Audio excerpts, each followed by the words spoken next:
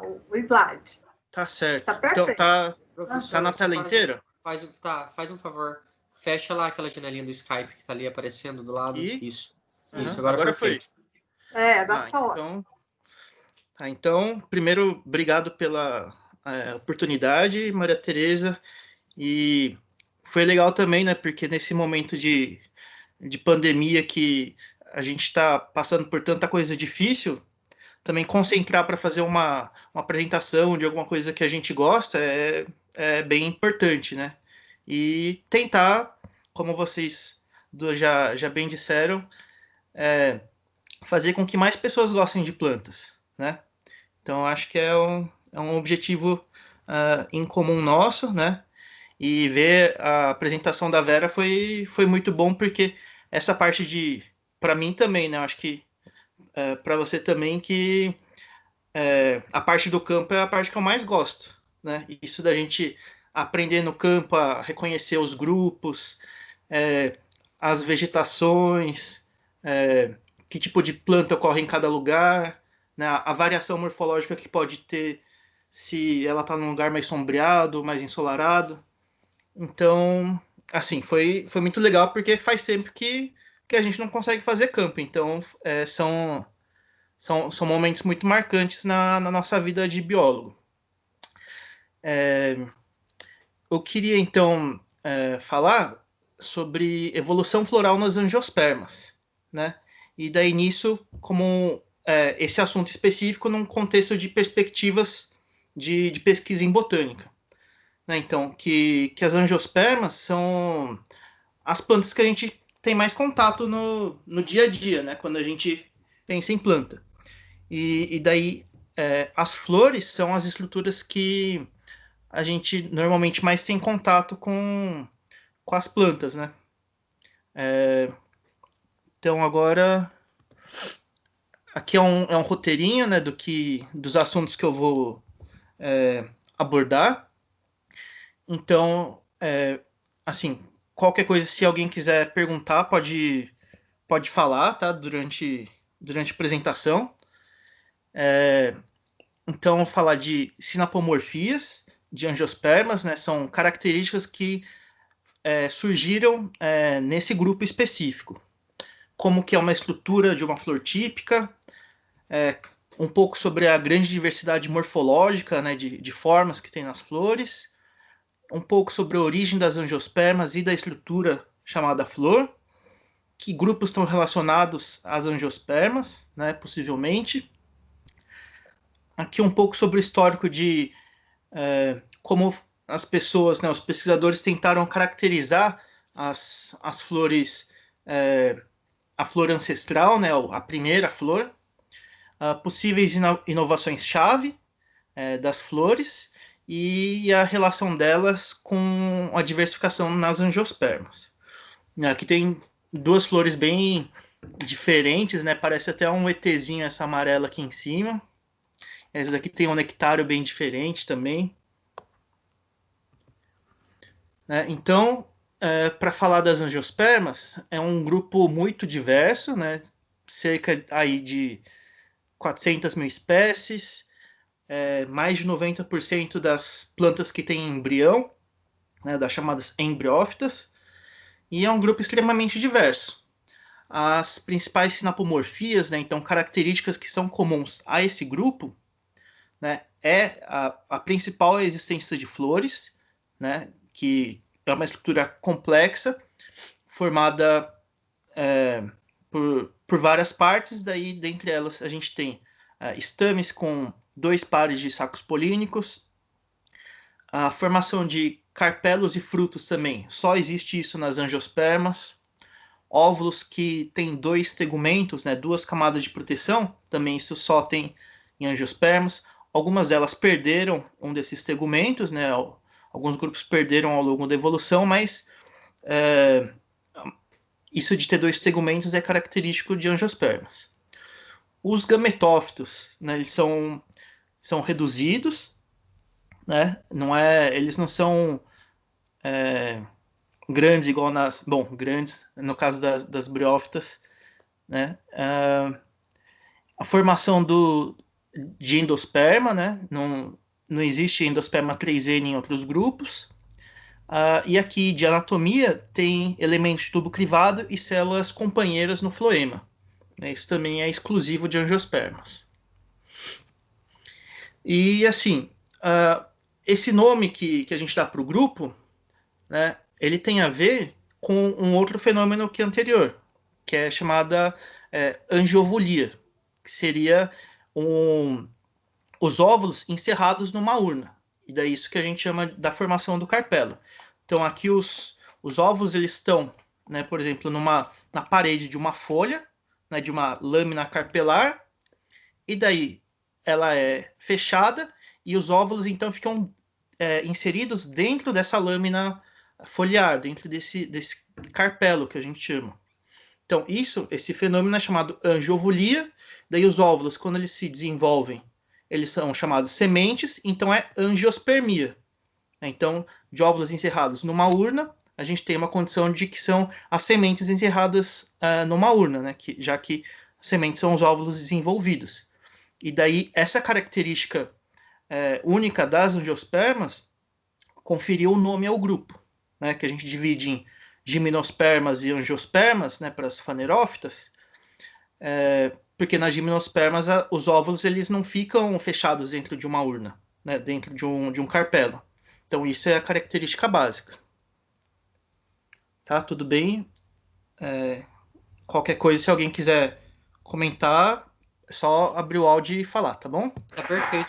Eles tiveram aula, né, semana passada, aí eles estão bem fresquinhos. Logo que chegar mais para frente, eles vão começar a perguntar.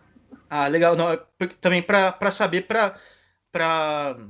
assim, se for uma parte que já viu recentemente, não precisa ficar tanto, mas essas coisas é sempre legal rever, né? De várias formas. Então, exatamente, tá bom. exatamente. Então, aqui a gente tá mostrando um esquema bem legal, que são tipos de angiospermia, né? Tipos de fechamento do carpelo. Então, aqui, por exemplo, ele não está totalmente fechado nesse 1, tem uma secreção que fica em volta dessa abertura. Nos outros casos, né, essa parte cor-de-rosa é uma parte de tecido que ele cresce e acaba se fundindo com o resto da parede. Então, aqui chama de fusão pós-genital, porque é após a gênese. Né? É uma fusão que acontece depois da formação do carpelo. Isso daqui são alguns exemplos de carpelos para plantas de grupos que estão na base das linhagens das angiospermas. Então, agora, vamos falar da estrutura que é o foco dessa minha apresentação, né? Que é a flor. A flor é uma estrutura complexa, né? Ela, na verdade, é um ramo que tem várias partes, só que elas são achatadas. E daí isso a gente pode chamar também de braquiblasto. Braque é curto, blasto é germe, como se fosse... Então é a mesma coisa, né? Um ramo encurtado. E daí ela tem crescimento determinado. Significa que ela tem um crescimento que para num momento, né? Não cresce para sempre. E os principais órgãos que constituem uma flor, né? Então, tem as sépalas, as pétalas, que são os órgãos de proteção, e quando elas são iguais, né, são da mesma cor, da mesma consistência, a gente pode chamar de tépalas. Daí tem as estruturas reprodutivas, né, a masculina, que é o androceu, formado pelos estames, e a feminina, que é o gineceu, formado pelos carpelos. Né, pode ser um ou mais carpelos. Então aqui é um esquema com uma morfologia de uma flor típica. Então, de novo, os verticilos florais. Né? Verticilos são os elementos que são do mesmo tipo. Então, verticilos de proteção, cálice e corola. E o conjunto forma o perianto. Se a gente tem, em vez de sépalas e pétalas, tépalas, a gente pode chamar, em vez de perianto, a gente pode chamar de perigônio. Né? Verticilos de reprodução, o androceu, formado pelos estames, e o gineceu, formado pelos carpelos. Então, aqui está tudo representado. aqui na flor, além disso, tem o pedicelo, né? E essa região aqui é chamada de receptáculo floral, né? A gente consegue ver aqui dentro do ovário um óvulo, né, que tá bem grande. E daí, então, o carpelo tem o ovário, a região onde ficam os óvulos, o estilete e o estigma, que é a região receptiva do grão de pólen. O grão de pólen é que é formado na antera, que vai carregar os gametas masculinos. Então, aqui é um pouco da grande diversidade que a gente tem de formas e cores em flores de angiospermas. Aqui, ó, uma flor que tem... Aqui, no caso, ela tem 2 verticilos de corola, né, que é 3, mais 3, e tem mais 3 sépalas, só que aqui na foto não dá para ver porque elas são pequenas e só daria para ver por baixo, né? Mas então, por exemplo, essa flor que é da família do Araticum, né? Ela tem 3 sépalas e 6 pétalas, 2 verticilos de pétalas, né? E aqui, por exemplo, essa é uma monocotiledônia que tem 3 verticilos de pétalas, mais 3 verticilos, um verticilo de pétalas, outro verticilo de sépalas, ou 2 verticilos de tépalas, porque elas são praticamente iguais, né? Nessa amarilidácea aqui. E aqui uma outra monocotiledônia, também 6 elementos, né? 3 mais 3. Aqui a gente tem uma lanterna chinesa. Aqui não dá para ver quantos tem, mas ela tem 5 pétalas. Aqui essa outra flor também tem 5 pétalas. Aqui também tem 5, né? Uma flor papilionada, que a gente chama, que é uma estrutura particular de um grupo de leguminosas, né? Da família da soja, do feijão. Aqui mais algumas formas e cores diferentes, né? Uma begônia, ela tem 2 pétalas.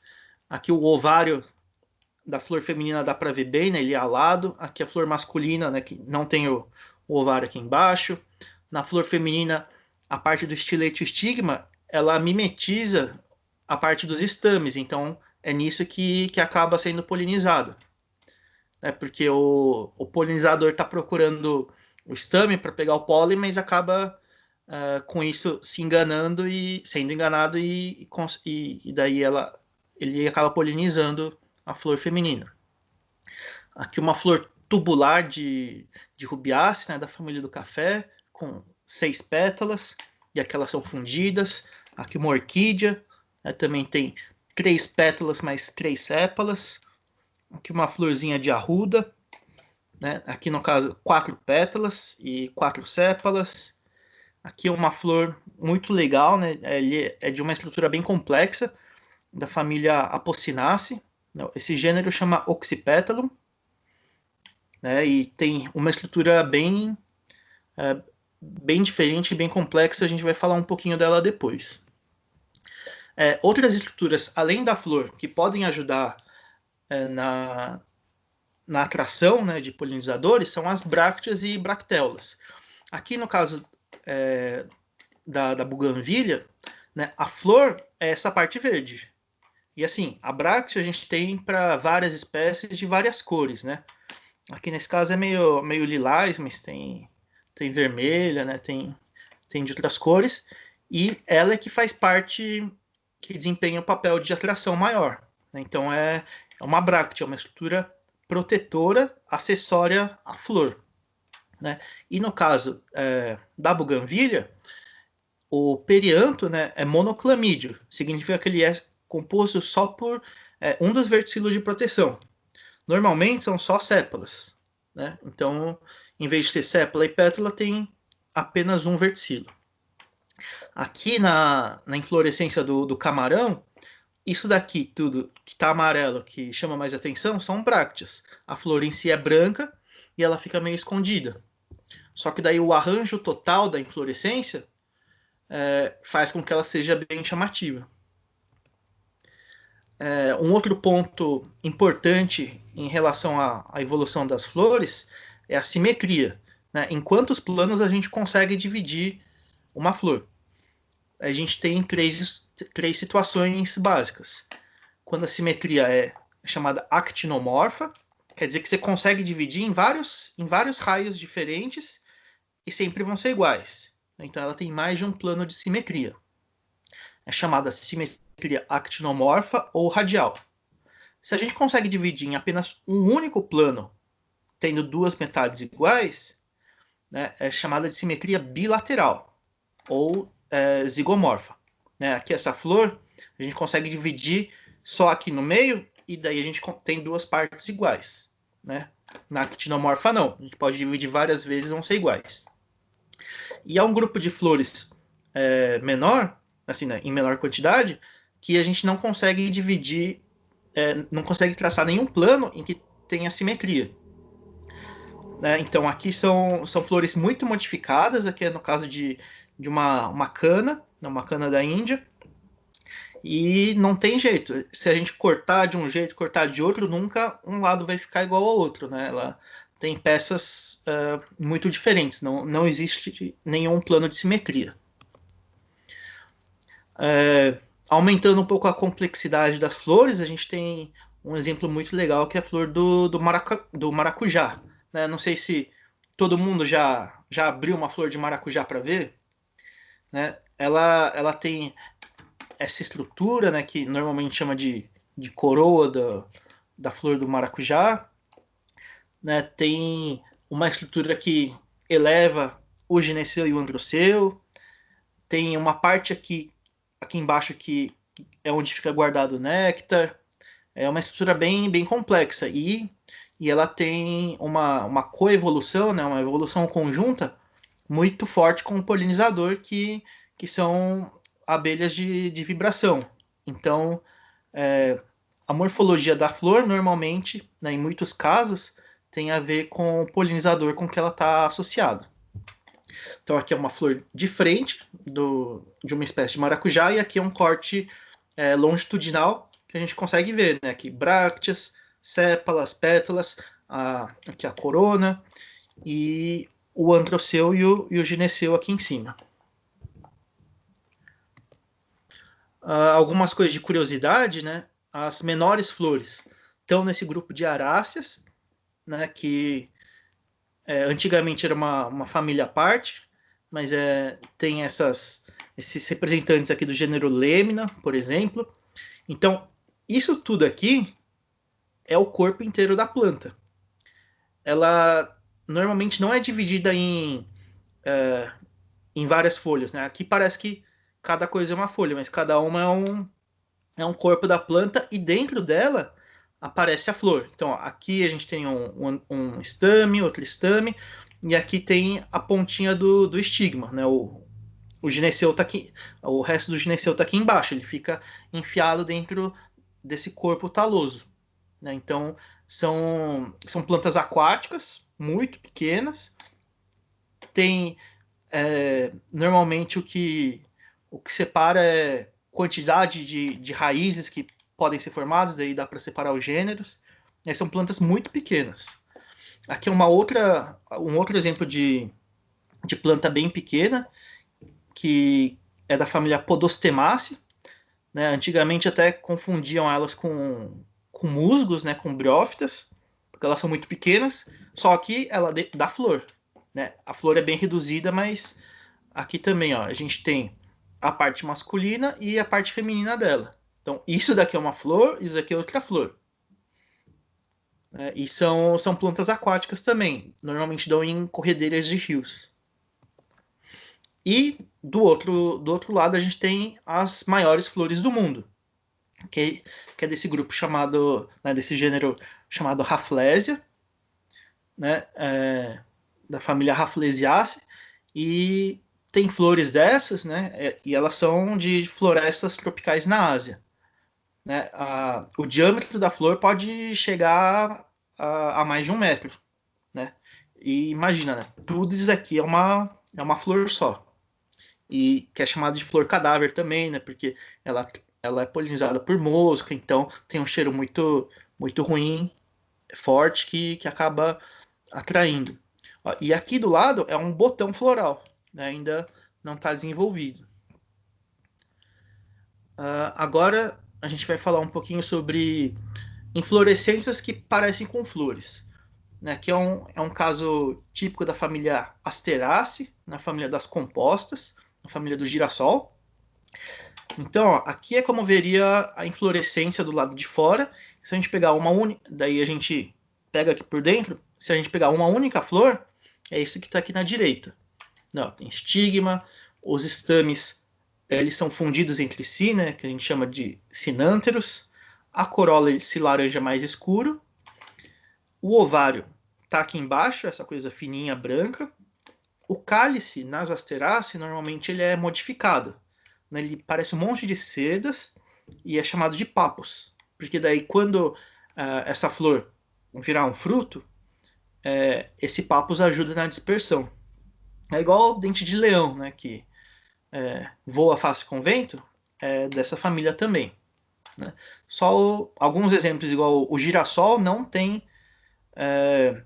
esse papos envolvido, né? Ele tanto que assim, o que a gente come como semente de girassol, na verdade é o fruto do girassol. É só a parte aqui de baixo, né? E a semente tá lá dentro também.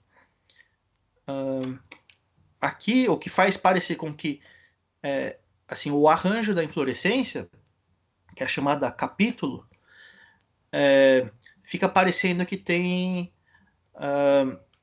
que aqui são brácteas da flor, mas na verdade são da inflorescência, né? É que o arranjo total fica parecendo como se fosse uma flor gigante, mas na verdade é uma inflorescência com várias flores pequenas. E daí elas estão em cima de um receptáculo. Então esse é o tipo de inflorescência chamada capítulo.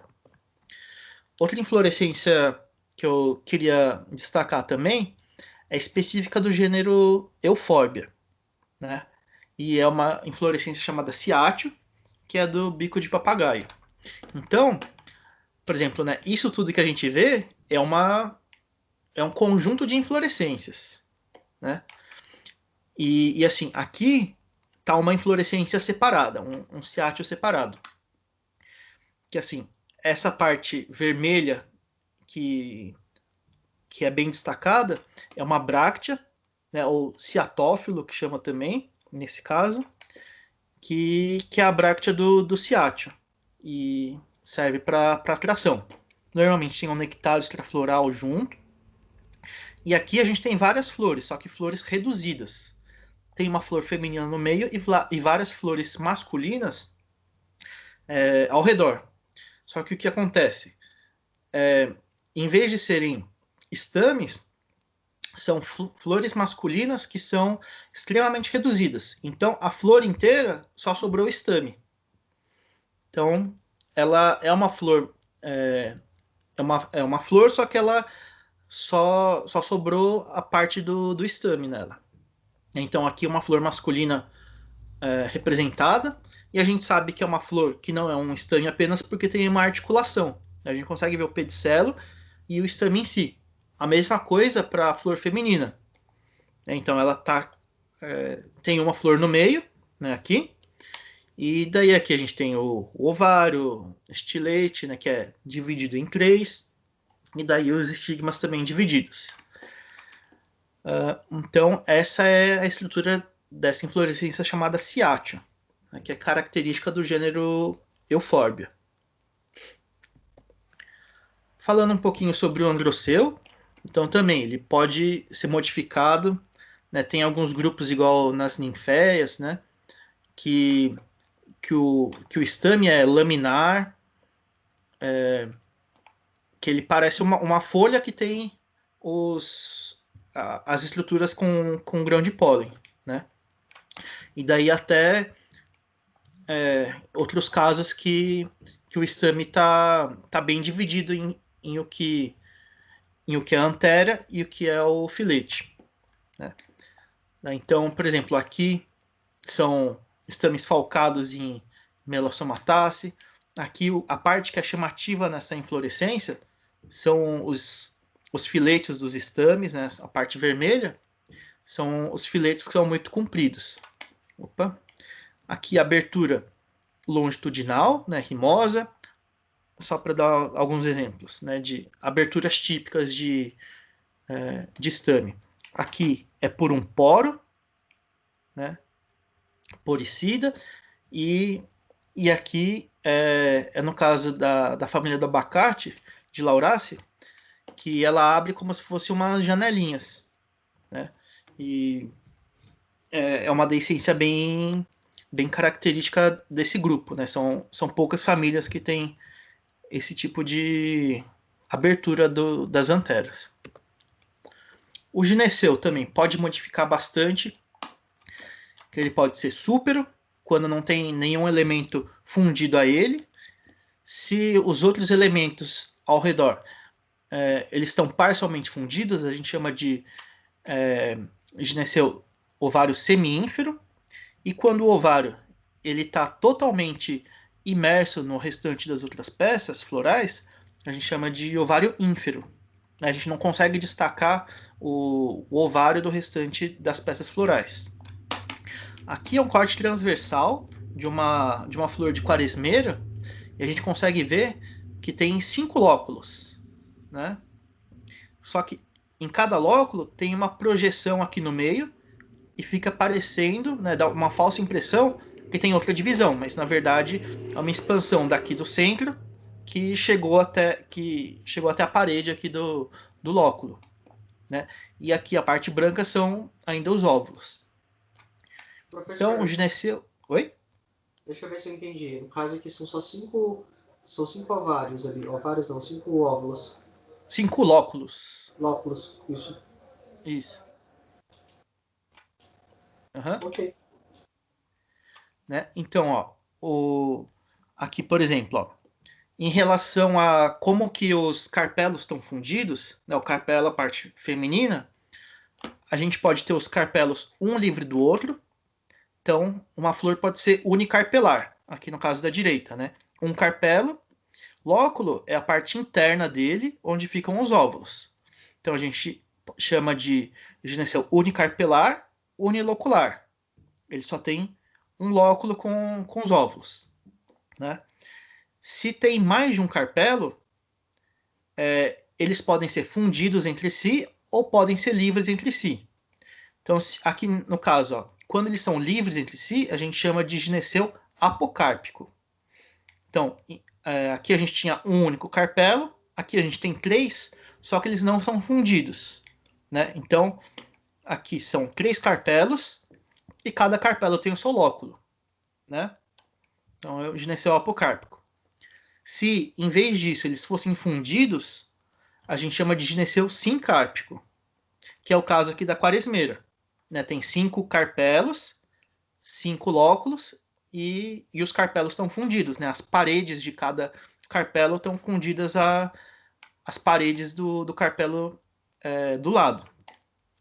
A gente pode ter 3 carpelos fundidos na parte do ovário, e daí as paredes entre si, de dentro do ovário, elas não existem mais. E a gente tem apenas um lóculo.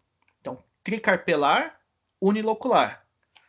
Aqui nesse caso, a gente tem 2 carpelos com um único lóculo, aqui numa visão longitudinal. E nesse outro exemplo, 4 carpelos com 4 lóculos. Aqui existem os septos, igual na quaresmeira. Né? Eles não desapareceram igual aqui nesse caso.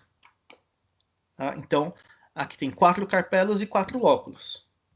Então, isso aqui é só uma pincelada sobre como pode variar o gineceu nas angiospermas. Né? A gente tem vários arranjos possíveis. Isso varia muito em todos os grupos. Aqui é só para situar, né, que os estudos que vêm sendo feitos situam a origem das angiospermas, né, quando elas provavelmente surgiram aqui entre o Cretáceo e o Jurássico, né, na escala do tempo geológico, né, em que ela aparece no registro fóssil, mas assim, cada vez que tem algum novo estudo, isso pode ser alterado, mas por enquanto são os estudos mais são os dados mais recentes, né, ou que tem mais evidências. E então é o momento que ela aparece, que esse grupo aparece no registro fóssil, e a origem, né, a diversidade das angiospermas já foi chamada como era conhecida como o abominável mistério de Darwin, de por que um grupo que, assim, não é tão antigo, ele tem uma diversidade tão grande, né? E isso intrigou sempre muito os, os biólogos, né, o pessoal que trabalha com evolução, né? Como que se deu essa diversidade tão grande. E há cerca de 90 milhões de anos, elas tornaram-se dominantes em muitos dos ambientes terrestres. E assim, é difícil saber quem que foi o ancestral das angiospermas e quais foram os grupos relacionados, né? O registro fóssil, assim, é o que a gente conseguiu capturar até então, né? Ele é falho, né? Ele é um recorte do que a gente já teve no planeta. Então, muitas coisas não fossilizaram. Então, aí ficam as dúvidas. E aqui são alguns grupos, né, de já extintos, Benedictales, Caetoniales, que já foram consideradas grupos relacionados como angiospermas, né? Então, essa história ainda não tem como afirmar quem, quem são os grupos mais próximos delas, né? Mesmo hoje em dia, mesmo tendo muita pesquisa em cima. Aqui foi uma hipótese que também não é mais corroborada, de que, ó, essa daqui da direita é uma casuarina, que é uma angiosperma. E essa aqui da esquerda é uma efedra, que é uma gnetófita, né, uma gimnosperma. Então, são estruturas muito parecidas. Só que aqui são flores e aqui não, né, porque os óvulos eles ficam expostos.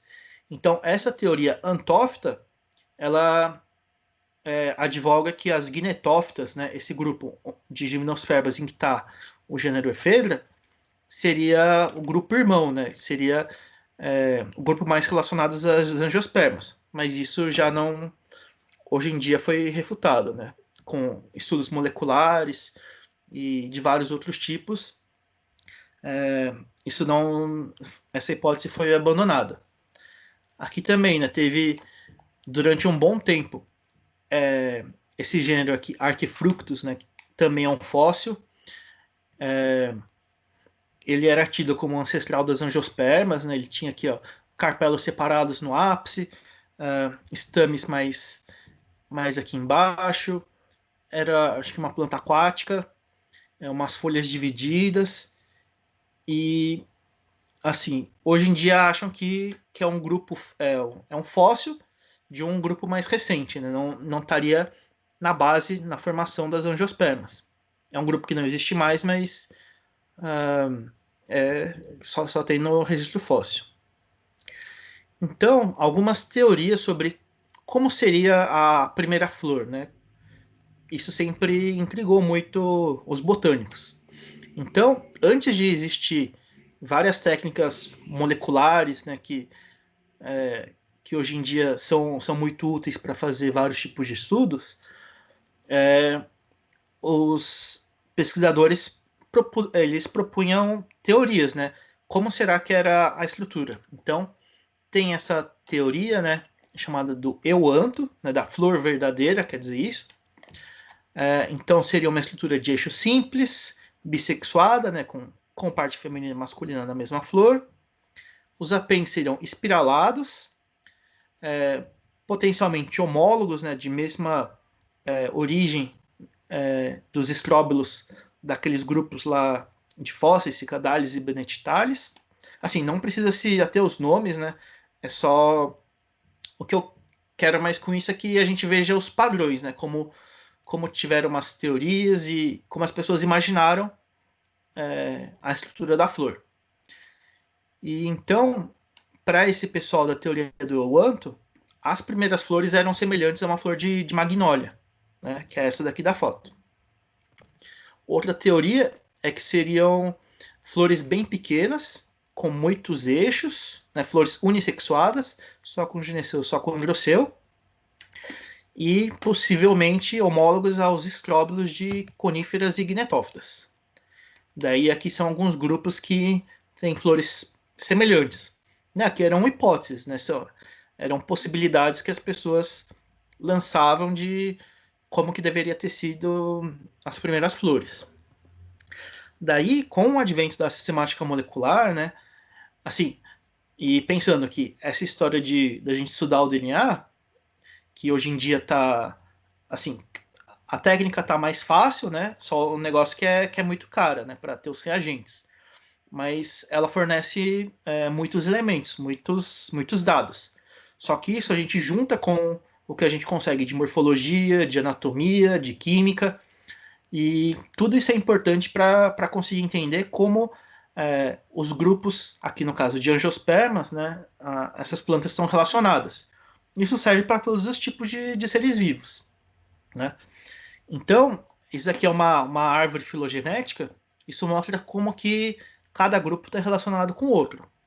Então, essa daqui é a classificação mais recente, né, que é chamada APG, né, que é a filogenia do grupo das angiospermas, é o grupo de filogenia das angiospermas, que é a versão de 2016, que é a mais recente.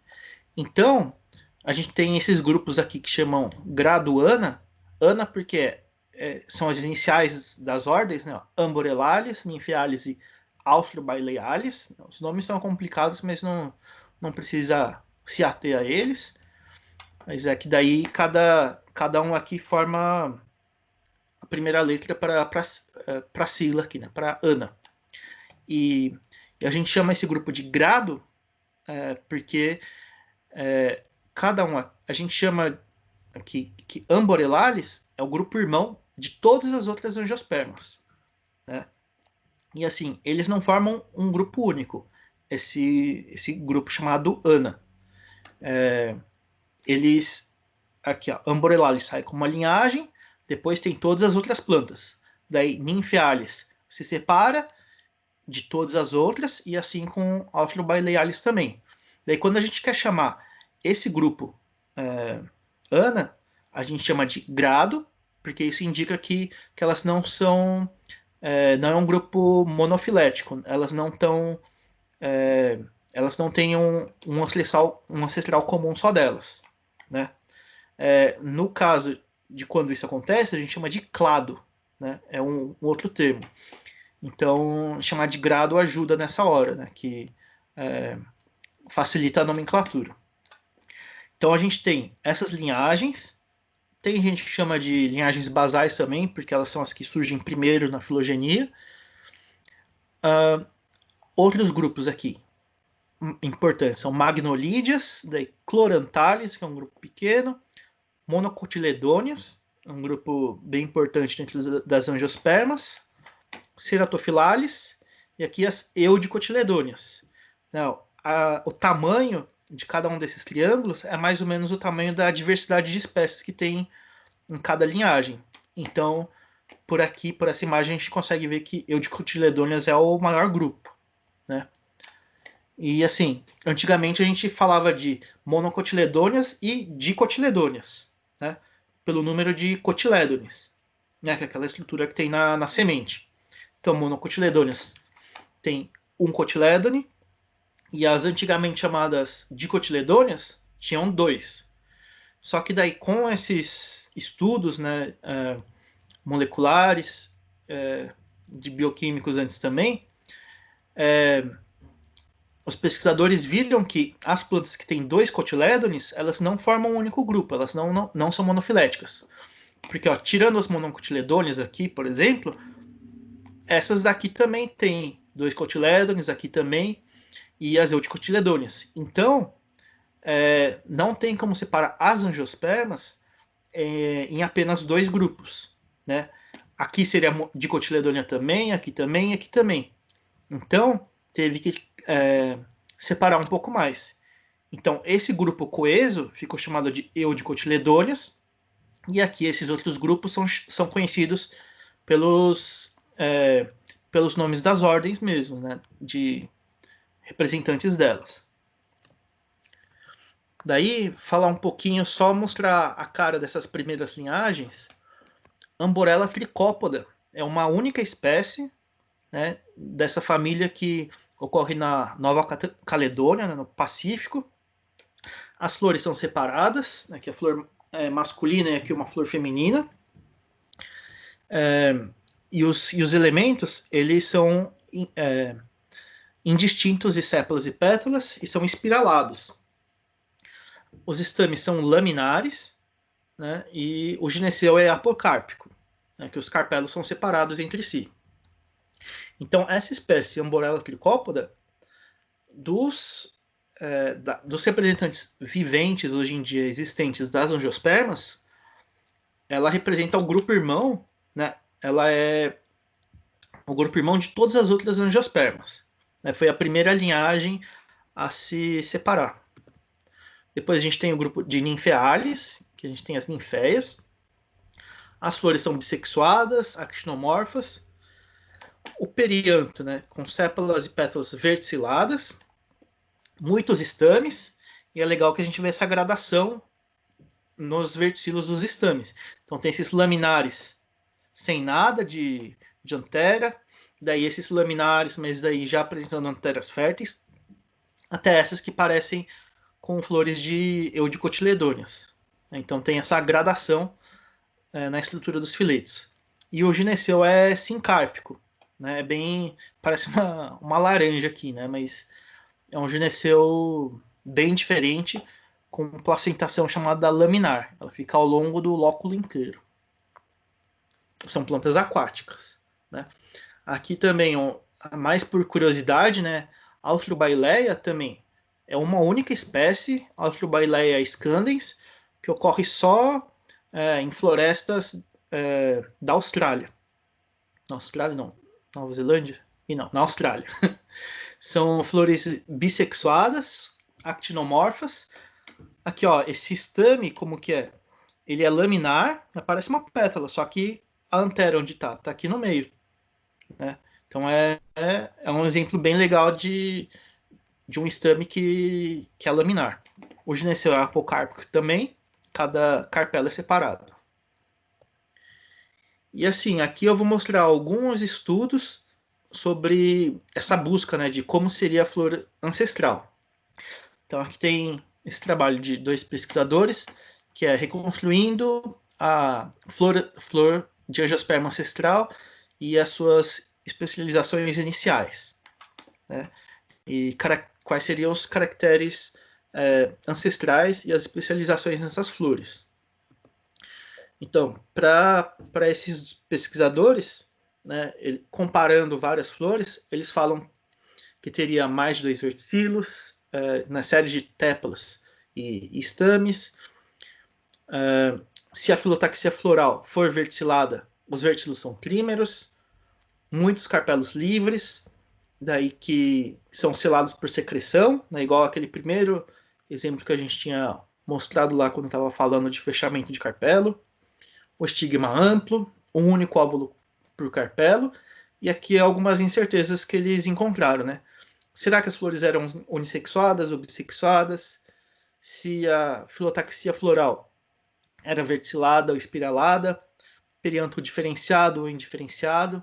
Né? Então, esse trabalho deu sua contribuição, esses trabalhos deram sua contribuição nesse aspecto, né, de como seriam as flores ancestrais.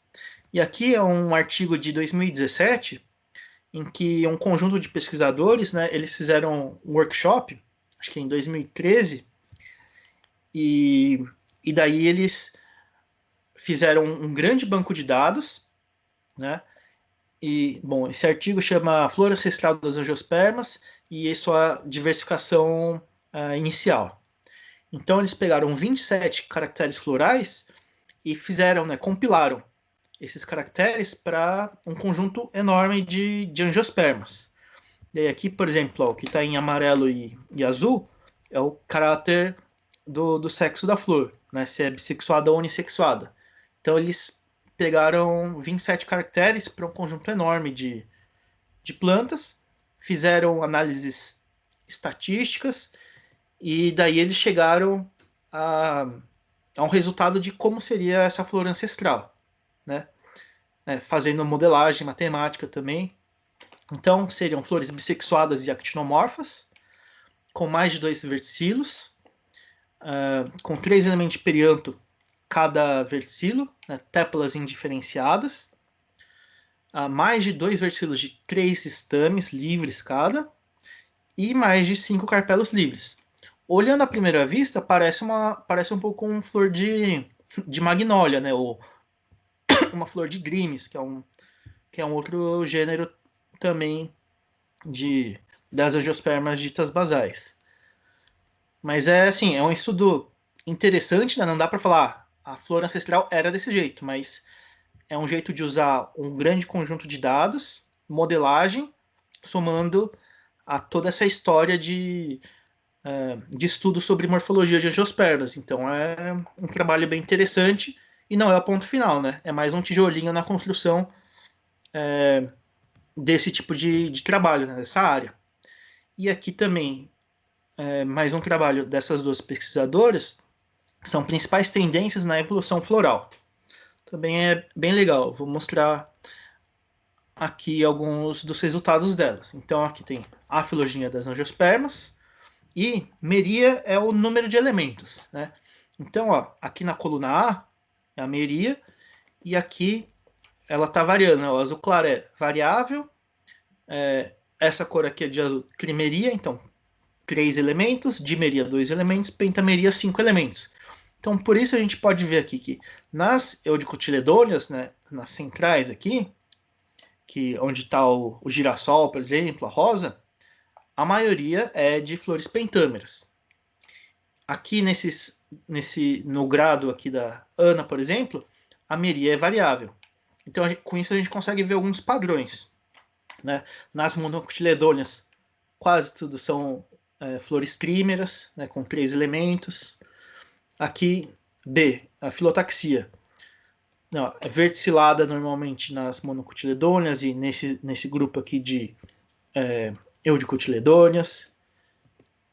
Em relação à simetria da flor, se é actinomorfa ou zigomorfa, né, ou quando tem zigomorfia presente, então a gente pode ver que nas primeiras linhagens que diferenciaram, normalmente a flor é actinomorfa.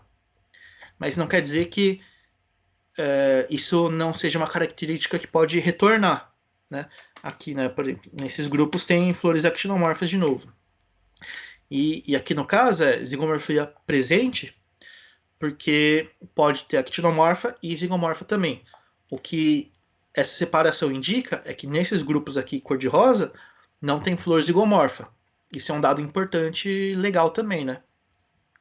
A zigomorfia muitas vezes tem a ver com especialização para polinização. Aqui, perianto dimórfico.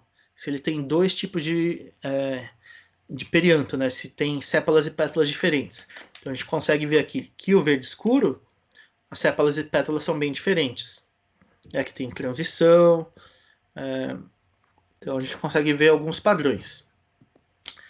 E sinorganização significa organização por fusão, né? Quando, por exemplo, uma sépala e a pétala estão fundidas, ou a pétala e os estames estão fundidos, né? É uma organização em conjunta. Então, a gente consegue ver que no grupo das eudicotiledôneas, a sinorganização é mais comum, e no caso das monocotiledôneas também. E aqui um pouquinho, né? Então, novamente, um trabalho aqui do Peter Andrews, que é um dos principais pesquisadores sobre evolução de flores, né? Na verdade, o Peter faz de tudo. Ele né, tipo, cabeção. É uma pessoa muito boa e muito gente boa também. Então, aqui é um trabalho sobre inovações-chave, né? Inovação-chave são caracteres que surgem, né?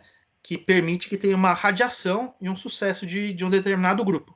Então, uma estrutura que não existia, passa a existir, isso faz com que possa ter uma diversificação maior, né? Vai surgir um número maior de espécies por determinada característica. Então, nesse trabalho, ele fala que algumas inovações chaves são o surgimento de sépalas e pétalas distintas em eudicotiledôneas, né? a zigomorfia, aqui em alguns grupos de monocotiledôneas, aqui alguns grupos de eudicotiledôneas. Então, um único plano de simetria. Aqui uma inflorescência de helicônia. Cada partezinha dessa tem várias flores, né, que a gente não consegue ver, tem que abrir para ver cada uma. Mas então, essa zigomorfia tem muito a ver com a relação com o polinizador. Então, aqui também, ó, nessa flor, nessas aqui de leguminosa, nessa daqui, numa campanulácea. Aqui, mostrando, né, a interação com abelhas. Então, a zigomorfia pode servir de gatilho para diversificação. O pólen é depositado de forma mais precisa. E daí pode ter um maior índice de especiação também. Então, essa parte ecológica sempre tem muita importância nesse fenômeno de coevolução, né? De como o formato das flores e a interação com os polinizadores acabou avançando em conjunto.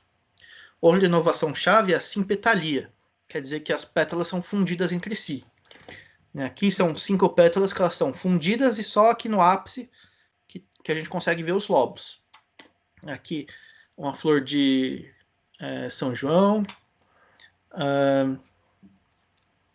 que nas pétalas também a corola é fundida.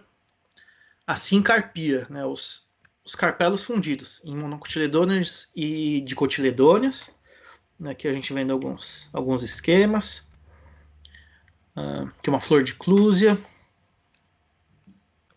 Então foi muito importante na diversificação das angiospermas.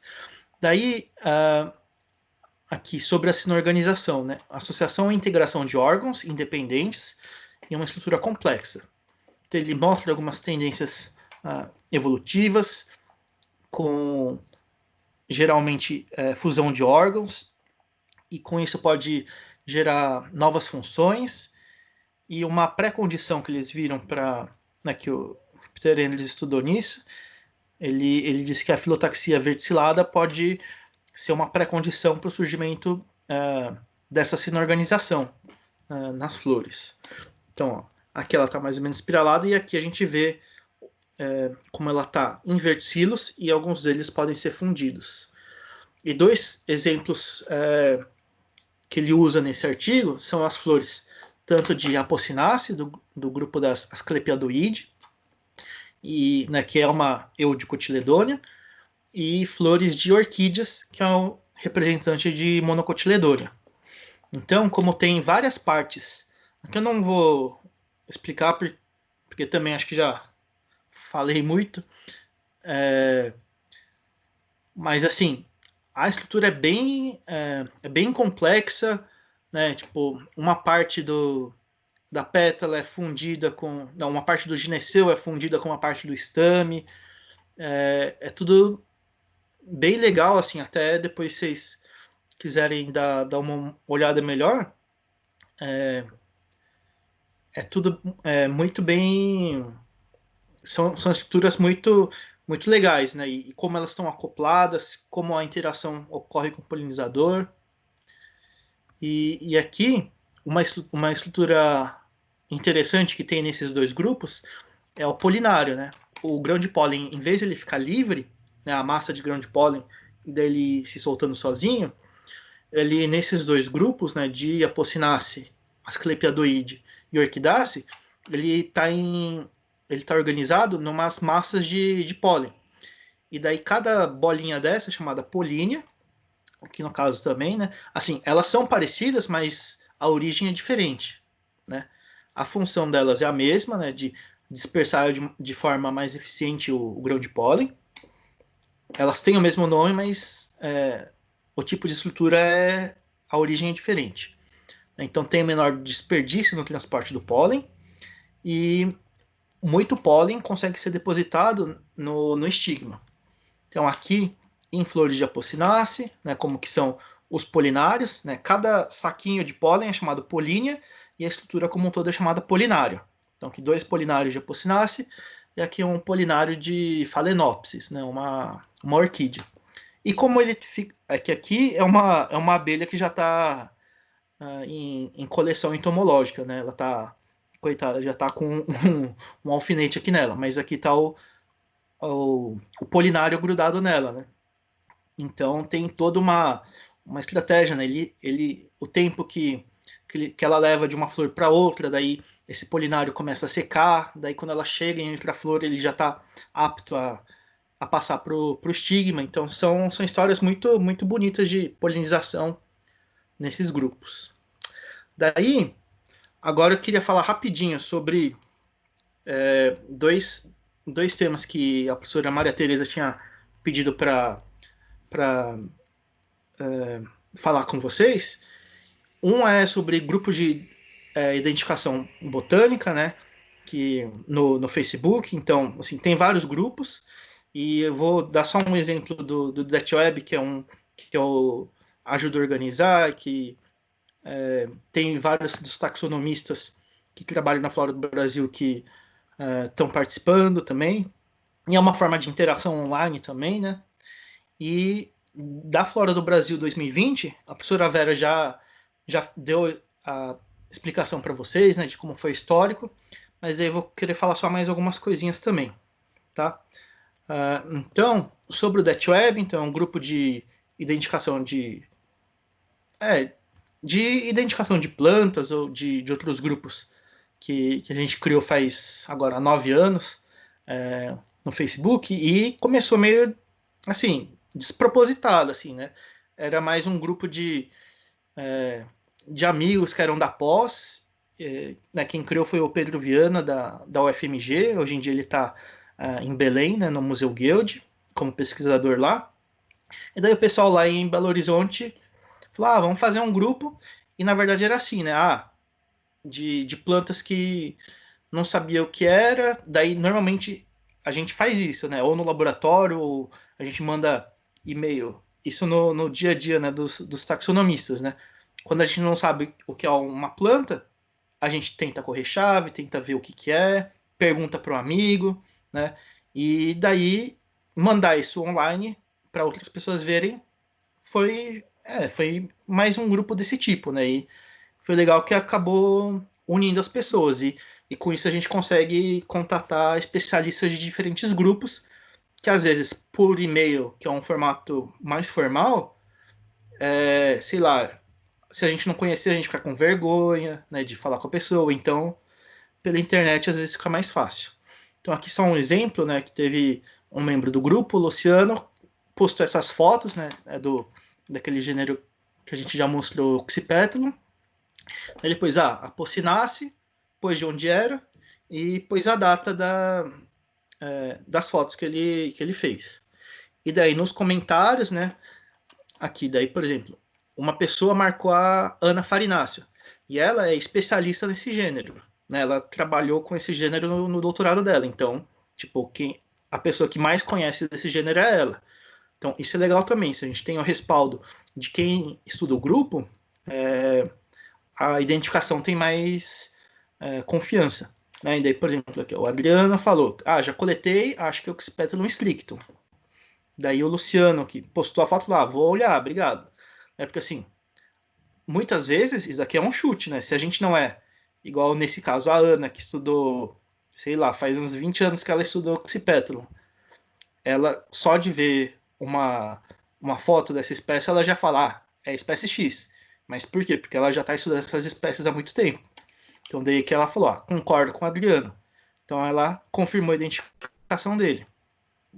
Então aqui é só um exemplo de interação que a gente tem nesse tipo de grupo, né? E daí tem muitos outros grupos, pode ser para um grupo específico de plantas, tem o que chama Face Plant, que é mais geral da América Latina, tem a identificação de plantas, que é um grupo bem grande também. Então, assim, o legal é que a gente consegue aprender com essa interação com as outras pessoas, né?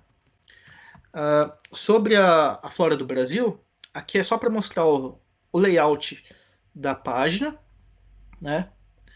Depois também vocês podem fuçar nele para procurar no site para procurar alguma espécie, para ver os recursos que tem. Então aqui, por exemplo, procurei genipa, né, que é o gênero do genipapo. E daí, bom, são duas espécies e a mais bem distribuída é a genipa americana, né?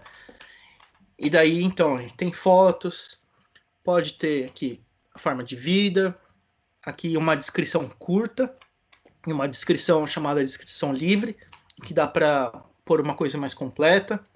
Então, isso que a professora Vera tinha falado da meta de 2020 é que para cada espécie que ocorre na flora do Brasil, tem uma descrição, ilustração e chave de identificação. Né? Fazer uma monografia para cada grupo, que é um projeto então que envolve mais de 900 taxonomistas do mundo todo. E aqui também tem de outros dados. Distribuição geográfica. Então, por exemplo, essa espécie no Brasil só não ocorre no Rio Grande do Sul. Então aqui os domínios fitogeográficos que ela ocorre, tipo de vegetação. E agora, esse vídeo tem 10 minutinhos. Ele foi feito faz poucos dias que ele foi lançado. E é legal porque ele casa direito com o objetivo dessa aula de hoje, né? Que é mostrar um pouquinho do que foi o trabalho da flora do Brasil. Então vou passar ele aqui, tá?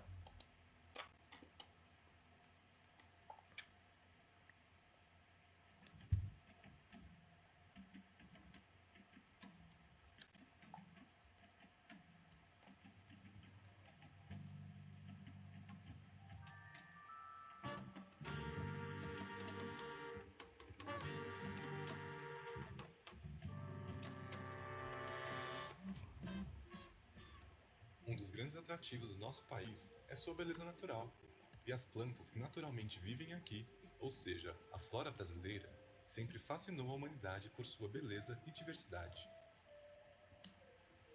Hoje, o nosso país é considerado um dos mais biodiversos do mundo. Mas o que isso quer dizer?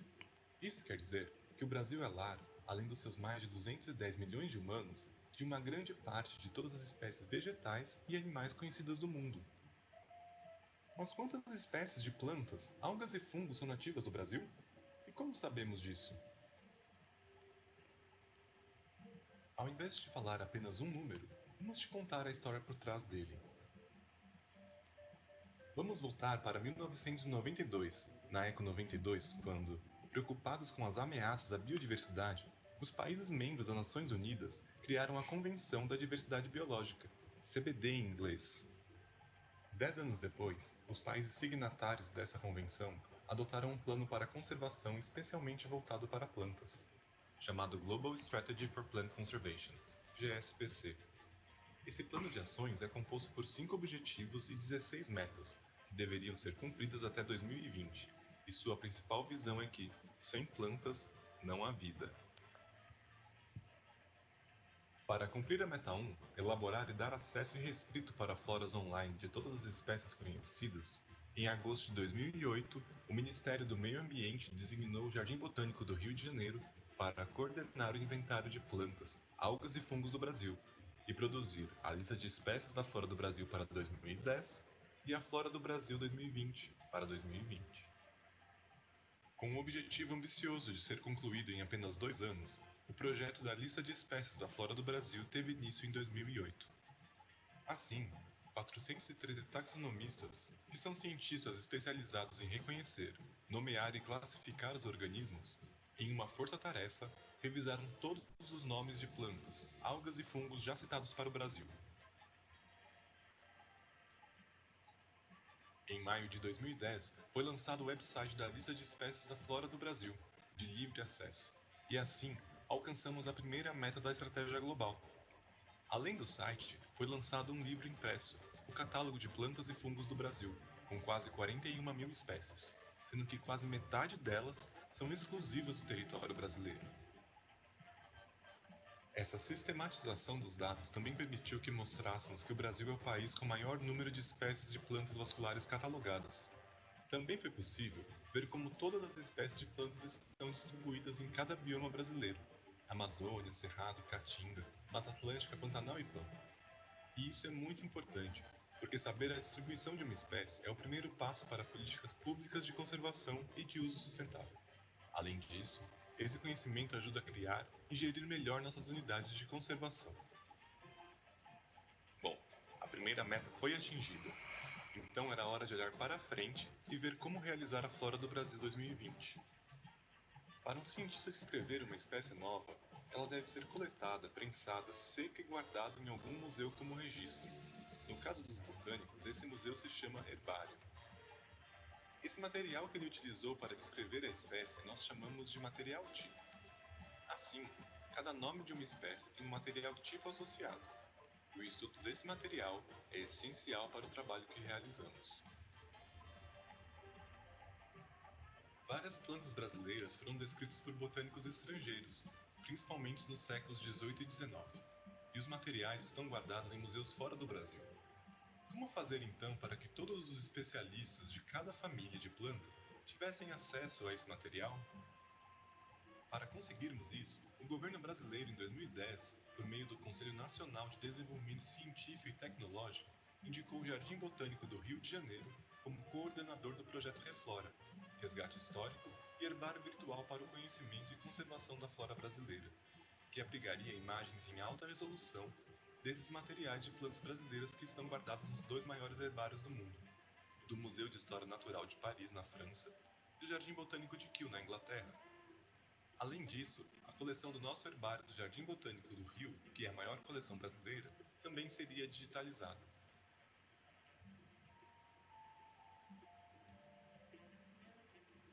Lançado em setembro de 2013 com mais de 400 mil imagens, o nosso herbário virtual cresceu, e hoje conta com 15 herbários estrangeiros e 72 nacionais, com suas coleções publicadas e com livre acesso online. Somam mais de 3,7 milhões de imagens em alta resolução. Para a elaboração da Flora do Brasil 2020, um novo sistema foi criado, integrando o herbário virtual e a lista de espécies da Flora do Brasil, em colaboração com a Universidade Federal do Rio de Janeiro e com recursos do Sistema de Informação sobre a Biodiversidade Brasileira.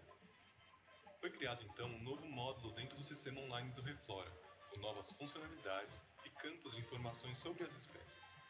Novamente, contamos com um enorme grupo de taxonomistas colaborando para alimentar o sistema com essas informações. Agora, já somos mais de 900 cientistas de 200 instituições e 23 países. Os resultados alcançados dependem diretamente do empenho desses cientistas, que trabalham colaborativamente, doando parte do seu tempo e do seu conhecimento para que, juntos, possamos melhorar o conhecimento sobre plantas, algas e fungos do Brasil. O conhecimento disponível na Flora do Brasil 2020 é de livre acesso e tem sido utilizado mundialmente, com quase 3.000 usuários por dia. Além das informações dadas pelos taxonomistas, o sistema está integrado com o CNC Flora, que faz a análise do estado de conservação de espécies, para saber o quão ameaçadas de extinção cada espécie se encontra. Desse modo, enquanto trabalhamos para cumprir a Meta 1 do GSPC, nossos dados também contribuem para alcançarmos a Meta 2, que visa avaliar o estado de conservação de todas as espécies, além de somar nossos esforços com a construção da flora do mundo. Bom, assim vemos que pouco a pouco e com enorme esforço de diversos profissionais, o nosso conhecimento sobre a flora brasileira e nossa biodiversidade aumentou consideravelmente na última década. Agora sim podemos responder àquela pergunta inicial. Temos 4.758 espécies de algas, 32.686 de plantas com flores, 1.548 de briófitas, 5.720 de fungos, 25 de gimnospermas e 1.358 de samambaias e licófitas, totalizando para a flora brasileira 46.095 espécies nativas do Brasil. E não é só isso, sabemos onde elas ocorrem, características importantes e que todo esse conhecimento está a um clique de distância. Mas ainda temos alguns desafios e muito trabalho pela frente. Esse número é uma fotografia do nosso conhecimento atual. Ainda temos muito o que estudar e vastas áreas do território brasileiro nunca foram visitadas por um botânico, especialmente na floresta amazônica. E a cada nova expedição científica, novas espécies são descobertas e descritas. Assim, nosso maior desafio como cientistas que trabalham com a biodiversidade é é melhorar nosso conhecimento a respeito dos seres vivos com os quais compartilhamos o nosso planeta, para juntos montarmos uma sociedade mais justa, diversa e sustentável.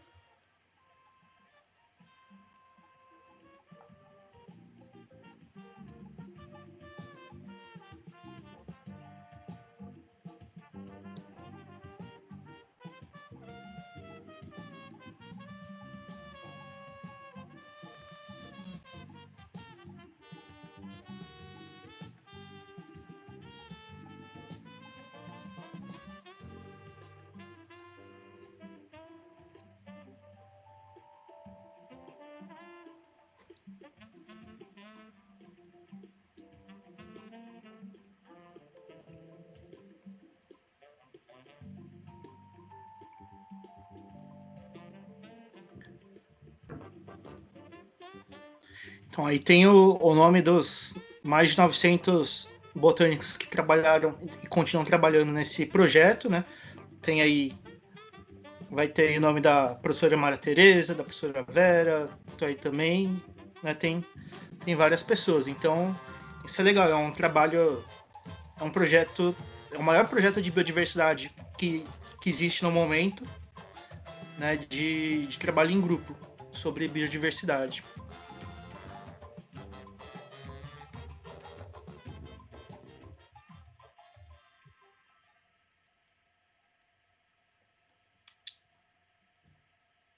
E agora, né, comemorando 10 anos. Muito lindo. Então, obrigado pela oportunidade. E aí tá meu e-mail se precisarem também, tá bom? Pronto. Nossa, assim, fantástico, né? É bom para os meninos verem, né, Gustavo? Tanto que é árduo, né? Nossa formação de tanto que a gente está interligado, tentando melhorar fora, né? Assim, sim. Eu acho que agora eles viram, assim, que a gente não está só mexendo com planta, né? Assim, para a gente saber que planta, a gente tem que saber das outras coisas, está tudo interligado. Nossa, tem coisa aí que você falou para mim que eu não sabia da aula de flor, estava assim, foi muito interessante. A focinácea polínica, eu não sabia disso, porque eu não vejo com o grupo. Uhum. Eu achei muito interessante, sabe? Tudo é um aprendizado. Meninos, vocês têm alguma pergunta? Pergunta não, professora, mas eu tô assim encantada com as fotos, muito bonitas. Eu nem resisti, tirei foto aqui de algumas dos slides. Assim, para vocês verem, né, assim, o tanto que é difícil a gente ter, não é, assim, é o tanto que é complexo